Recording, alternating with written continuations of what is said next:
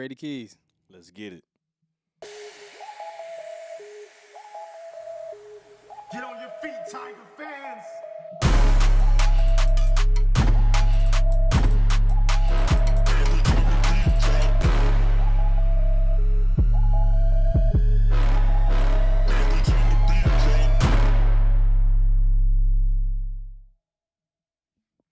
Yo. It's your boy, B-Eazy. It's your boy, V-Keyz, and this is the UPlayedTho Podcast. Yes, sir. Yes, sir. Been a minute, Keys, man. Been a minute. Been a rough year, but we back on the mics, dog. Yeah, man. It has been quite the year. Been a rough year, and we back. It's rivalry weekend, so that means it's Thanksgiving weekend. Yeah. You know, man. So we got a couple things we want to get off our chest. Yep. A lot going on. Got the fam coming to the crib. Like we said before, man, we had a little easy heat drop earlier this month. So Yeah. been a little busy, been a little lost sleep, man, but it's all been worth it, man. But we can't wait to touch the people, man. Let y'all know kind of how we feel about how things is going. And, you know, football is our favorite time of the year, Keys, man. It's kind of coming to a close, but And it's going by quick, man. Like I said, we up on Thanksgiving, so Christmas will be here before you know it. Man, it's just, where does the time go? We wait all year for it. Then when it gets here, it's like next thing you look up is week 13. yeah. This college football season's been filled with a lot of extra sauce. One, mainly because the Tigers, you know, they've been underachieving a little bit. The coaching carousel has been crazy. That's been the major topic of college football now, and we'll touch on that kind of lightly. But it's Tuesday. The top teams for the college football playoffs have been announced. We're gonna go ahead and listen to that. Let's see what we got then. Let's see who's up in that top 12 right now. Yeah, let's do it. At number 12. There's the U. So Miami's at 12. Now remember, because of the conference champions and where the ACC is ranked, Miami's unlikely to get into the ACC championship game. The cut line is probably going to be at 10. It's probably going to be right there, but if you're Miami, you have to do to Pitt what Notre Dame did to Pitt, which is beat them resoundingly. Let everyone know who the better team is, because if we get to a point, and I hope we don't, but if we get to a point where we're comparing Notre Dame and Miami or in this cluster of two lost teams, we're going to look at common opponents, and Pitt is going to be one. Well, the other one is Stanford. Yes. And Notre Dame has Stanford this weekend. And, after taking down the sturdy Golden Bears, it might be that the Cardinal thinks the season is complete. So we'll see. So Miami is inching its way back into contention. Number 11. There's BYU, and BYU is a potential major fly in the ointment. They should get plenty of consideration as an at-large team.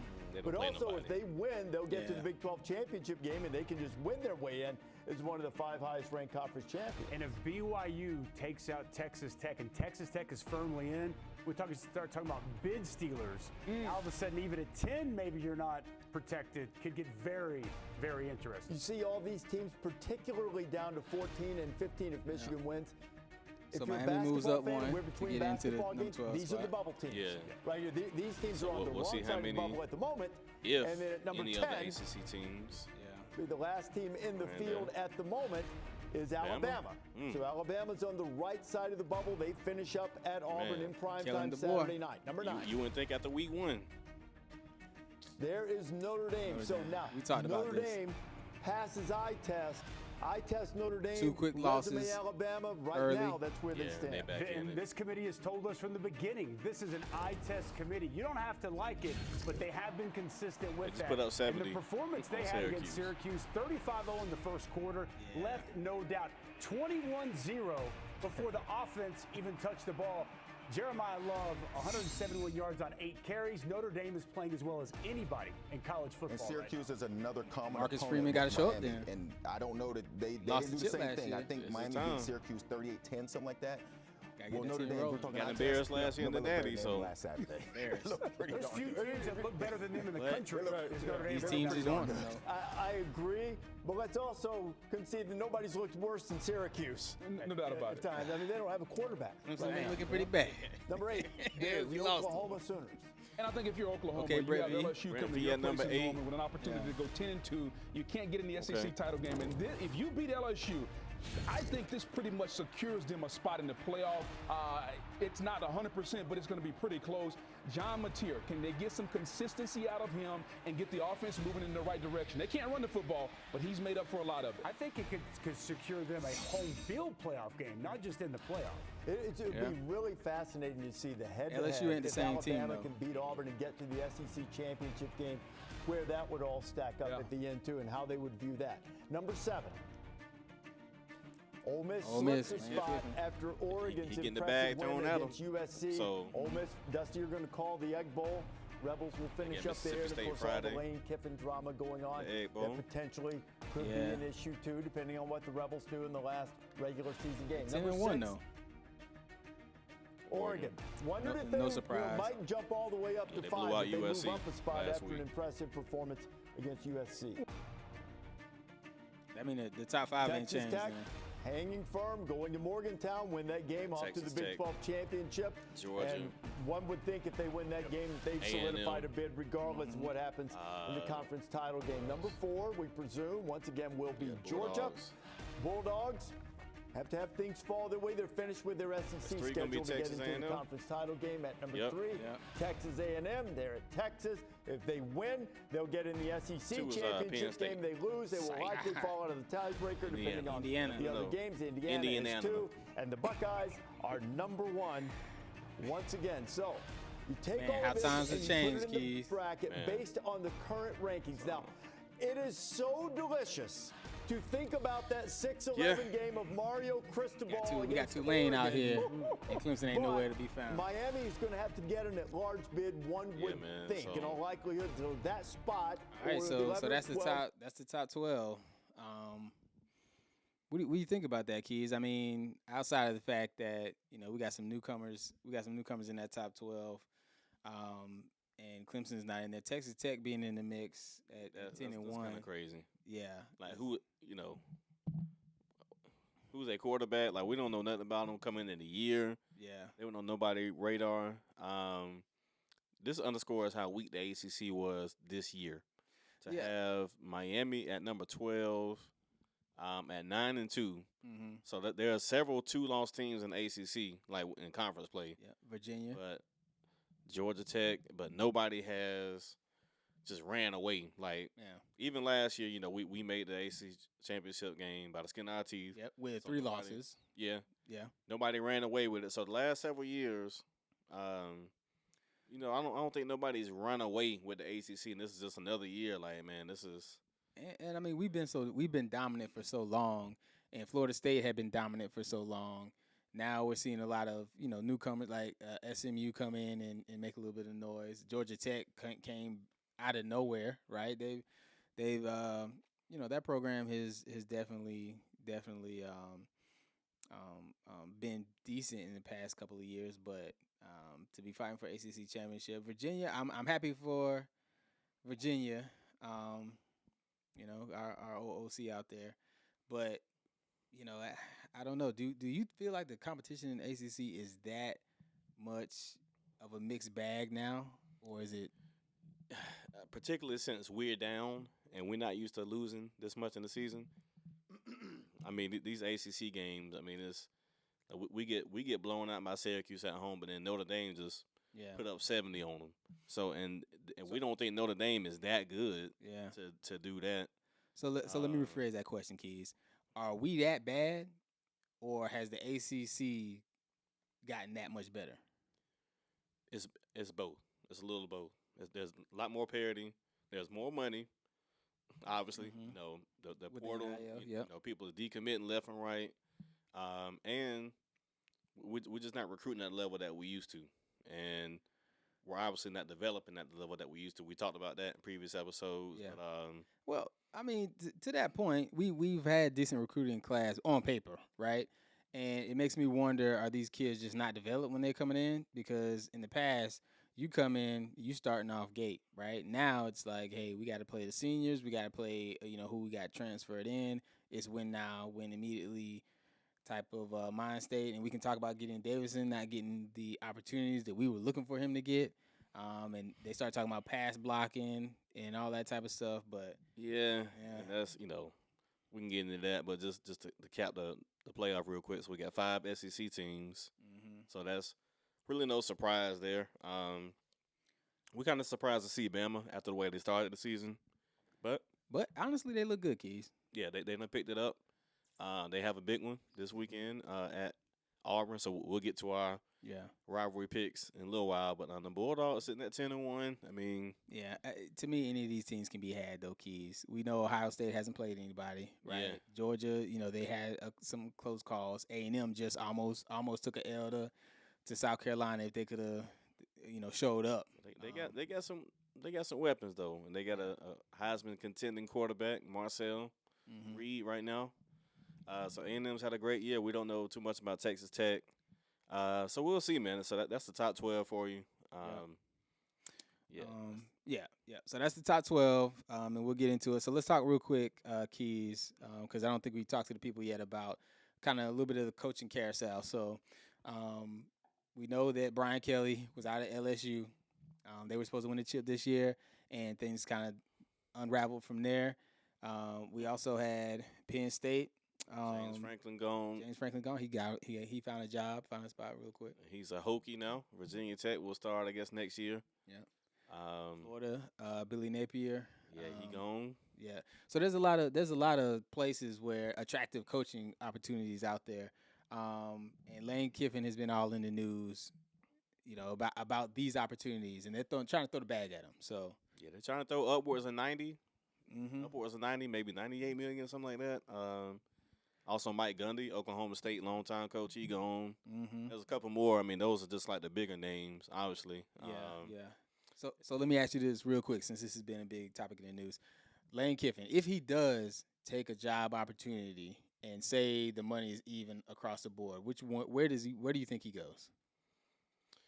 So you got LSU, Penn State, Florida.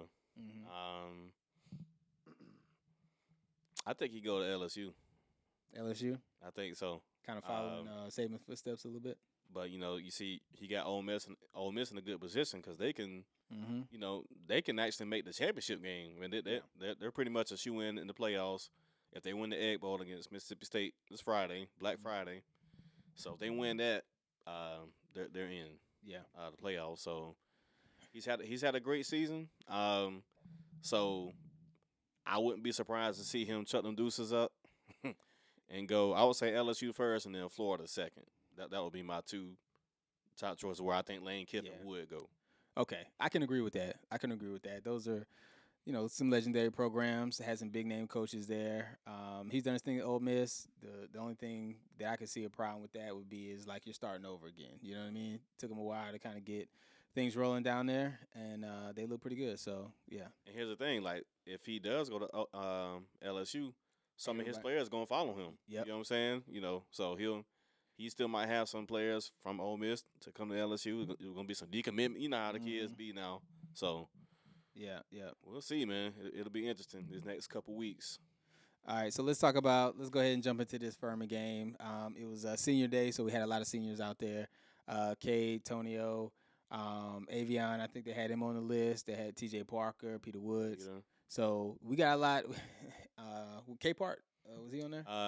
He is a senior. Okay.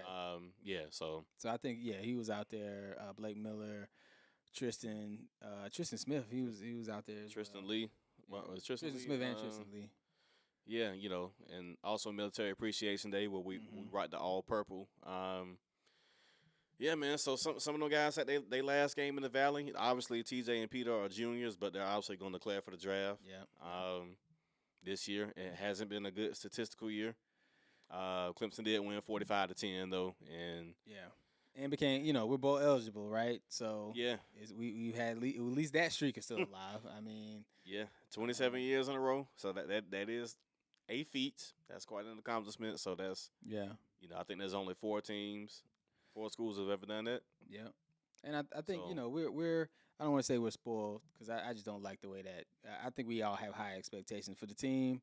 And Dabo Coach Sweeney has definitely elevated those expectations. And, I just want to see how quick this turnaround is going to be, right? Because we need some, we need some transfers. We need some we'll get into it. We'll get into it. There's a lot that we need, but Yeah, and it's crazy because the thing is, I remember the last season we weren't bowl eligible, 98. yeah, Tommy West last year, 3-8. yeah. So nobody was even born. I mean, shoot, some of the assistant coaches were, shoot, they might not even. They was probably like in elementary school, maybe. So I mean, I know. I was in elementary school. I know that. Nah, Yeah. we ain't. No, we ain't gonna say that. Yeah. 98. You know what I mean? Somewhere down there. But Yeah. So But yeah, man. So definitely a disappointing year. Wes Goodwin was out, and it feels like we haven't changed from an offensive scheme standpoint. a defensive. Talking about Wes Goodwin, Yeah, old DC. Yeah. Yeah, Wes so- Goodwin out, and Tom Allen in. Had some spurts. Yeah. But we definitely have talent at the linebacker position. Sammy Brown's been flying around. Wade Woodaz, he had his moments. We can talk about the secondary, but we definitely need. No, some we help can't. there. Ain't nothing to talk about. Yeah. But Sammy Bryan had a pick in the Furman game. Like I said, we talked about Antonio, man. So he played his last game in the Valley, had 2 touchdowns, had a good game. Mm-hmm. So he leaves Clemson. I think tied for 4th all time in touchdowns. Okay. I believe that's the stat. We'll make sure. But where do we? Where do we go from here? In the pantheon of the Nukes, the Sammys, the Mikes, the T, the Ross, like, is Antonio, where does Antonio kind of fit? I'm gonna be honest, Keys. You name some names there. I don't see him ahead of any of them, man. Unfortunately, hopefully he can do his thing in the league, but there's just the impact on the field that we felt. He had his moments, but I definitely, maybe if he would have won a championship, then maybe we could, speak on that a little bit. But, unfortunately, he was hurt a lot, right? So. Yeah, he was. But I kind of see Antonio in like the Artavis. Like I think he's better than Amari Rogers. He had. Yeah, I was thinking. course, I was like thinking Amari. a more did polished Amari. Yeah. Amari did a lot. Now I will say him later in the season, it looked like he really had some dog in him. Antonio. Yeah. And so you got Hunter. Then the Martavis Bryant. So you can put maybe Antonio with like Martavis because Martavis played on a stacked team. Like he played with Sammy. Yeah. Jerron Brown. Dwayne Allen. Well, I think Antonio was clearly number one, right? Yeah. For really since his freshman year, to be real with you. I mean, since 22, since we had DJ.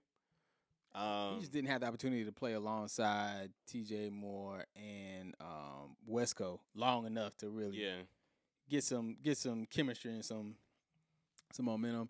As many tight ends as we had, you would have thought that we would have like that number one, like Jake Brenningstool left, and it didn't seem like there was a clear okay, now you're the guy, right? Yeah, it's like you said, he was injured.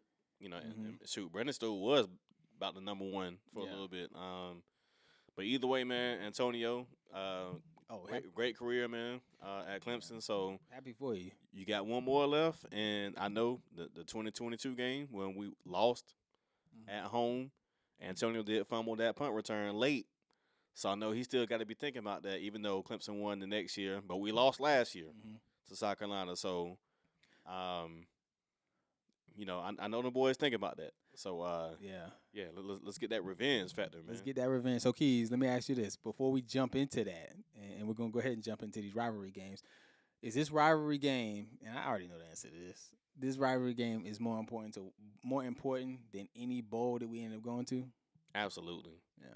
It's not even close. And before I get into that, I just want to give a shout out to CD15. That's the new nickname we're gonna give our guy Chris Denson. Chris Denson was a 4th-string quarterback. Came in the Furman game and just lit it up on the ground. 106 yards rushing, 2 touchdowns, and that's after Vizina and Pierman both had 3 or 4 drives, put up 0 points. And no shade to Pierman or Vizina. But looking at the way he played, I just hope he don't get the Shador treatment next year, bruh. Just go ahead and, let's let them boys compete. and made the best man win. But he definitely gave me flashes. I'm not gonna say it was Deshaun flashes, but just the hunger, the desire to want to go, get in there and get into the end zone. Did it himself. He's playing with probably the third, fourth string team, and he's a lefty, which is kind of rare. And I ain't gonna lie, I mean, not to put too much on it, I did see somewhat of a flash of Deshaun and like the Cole Stout, Deshaun situation. Like he sit there, he's buried on the bench. We don't even know we got him really. Yeah, and we see both of our backups come in and do nothing on the Furman team, and he comes in and just immediately the offense goes immediately with him. So that's our first real action of seeing him too, right? Yeah. So that's something to look into going forward. But yeah, man. So it is rivalry weekend, man. Thanksgiving weekend, Turkey weekend. Yeah, we got some big games. Got the Iron Bowl, Alabama, Auburn. Georgia. Georgia at Georgia Tech. I think that's going to be a better game than it has been in the past. Yeah. And A&M and Texas, I think this is the first time maybe in over 10 years that we're going to get that game since they moved to the SEC, A&M. And Ohio State, Michigan. Is Ohio State going to dog walking Keys? Well, Ohio State, Michigan is, quote-unquote, the game. And it's supposed to snow. So it's supposed to be another snow game up in Ann Arbor. I think Michigan is ranked number 24 or something. No, they're 15 now. They're 15? Okay. Yeah, they jumped, yeah. So, I don't know, man. If it's a snow game and it's in Michigan, Michigan got something to fight for. They win this game, then I'm gonna go with the Wolverines, man. I'm gonna go with the Wolverines in this game. It's gonna be cold. The weather might be a factor, so I'm gonna go kind of low scoring. 17-13. I'll go low. Yeah, I don't know about that one, Keys, man. It always be, It's a rivalry game, so this is one that you gotta be smart with if you put them parlays in. I'm gonna give it 24. I'm gonna give it 24-10 Ohio State. Yeah. I think they're gonna make it a point, man. Ryan Day, this is the game that Ohio State cares about. I mean, of course they want to win the Natty, but this is one that they care about. So. Okay, A&M at Texas. Who you fooling with? A&M in Texas. Arch hasn't shown me enough to make me feel like they can really go out there and be competitive. He's got a good coach in Sarkisian, but I'm going A&M on this one. I will keep it close. I'll say it'll be 28-21 A&M. Okay. What say you? Yeah, I'm going to go the Aggies.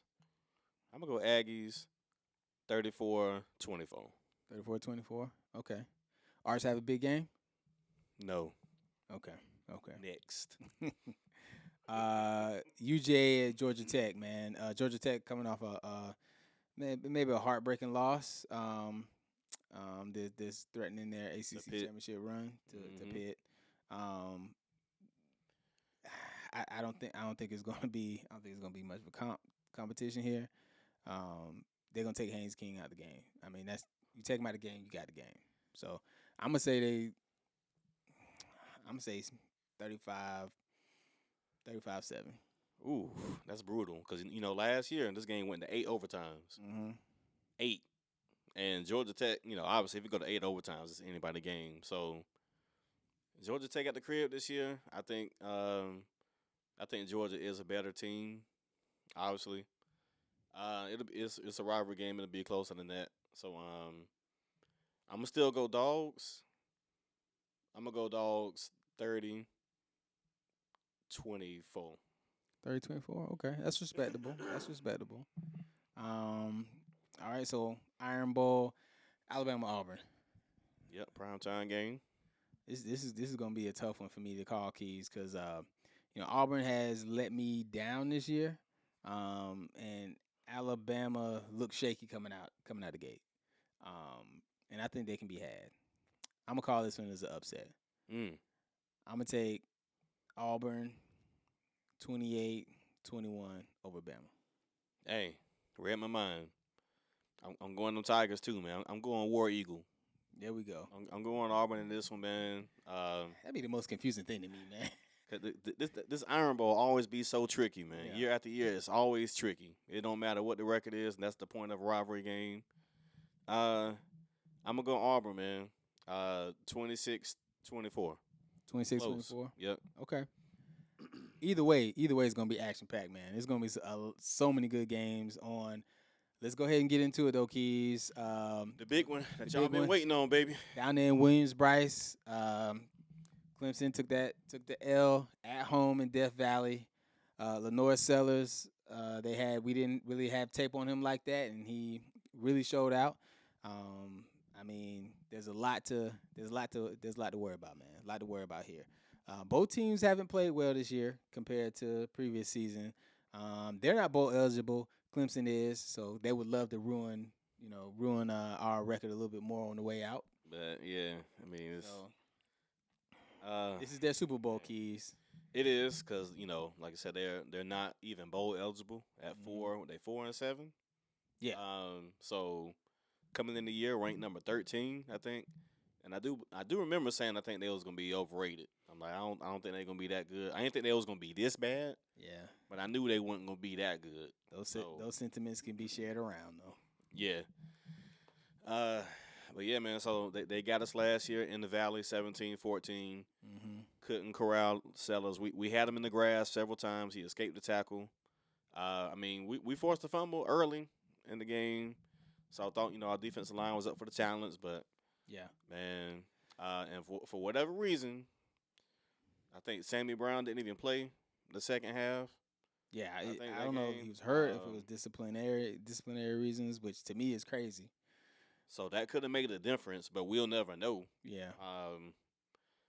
So For this game, Keys, I got a lot of concerns with the defense. Defense has not played the way that we've hoped with this new Tom Allen defense, and we're definitely gonna need that, right?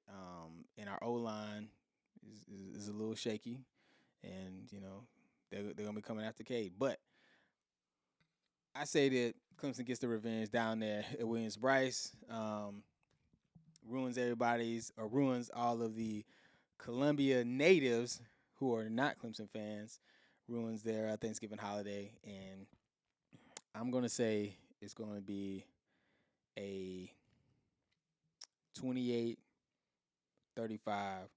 Clemson. okay. Word.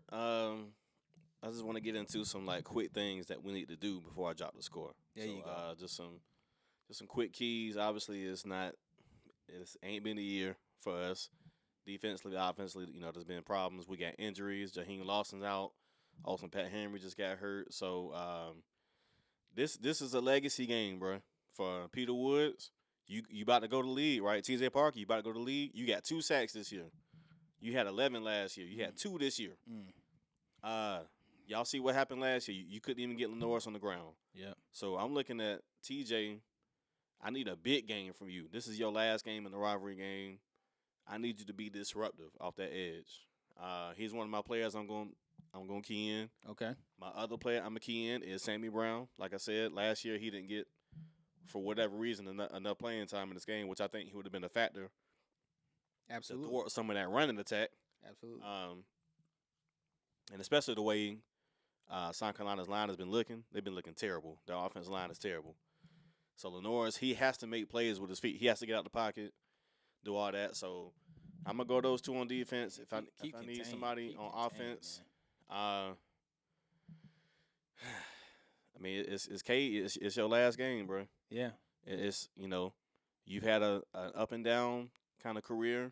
This season has definitely been a regression from last year.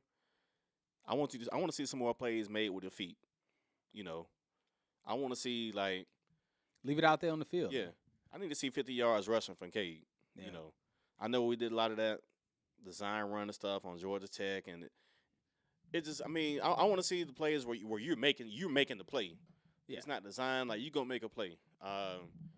Those design runs are always terrible, man. Unless it's Chris Denson, and unless we got a package for him if he's healthy, or something. But anyway, so I'm looking at these guys as their last game in the rivalry, man. So I know they're chomping at the bit. Yeah. Lost last year, so. Oh, another scene we forgot to mention: Adam Randall, man. Yeah, Adam Randall, I think he'll be a factor as well. South Carolina's actually favorite in this game as well. Don't ask me why. They're 2.5-point favorites. Yeah, home field. That means Vegas does not believe either team is better than the other. They're just giving them the nod because they at home, and they probably just don't believe in our offensive line. Yeah, but you know what? I do for this game. We need it. Dabo needs this game more than the bowl game. The Tigers need this. So I'm going Tigers to win handily down to Columbia. Mm-hmm. Make a statement. Make a statement. Let me see. 31. I'm going 31-17 Tigers. 31-17 Tigers. All right, Keyz. I'm rocking with it, man. I'm rolling with it. I guess final words before the rivalry game, man. Make sure y'all just stick with us, man. We're going to get this content out for you guys. We're still working on a couple of these interviews. Had some technical difficulties. We still got the footage, so we're going to try to get that out. Make sure y'all follow us on all the social media platforms, on YouTube. UPlayedTho on YouTube, on Instagram, UPlayedTho, and at UPlayedTho Podcast.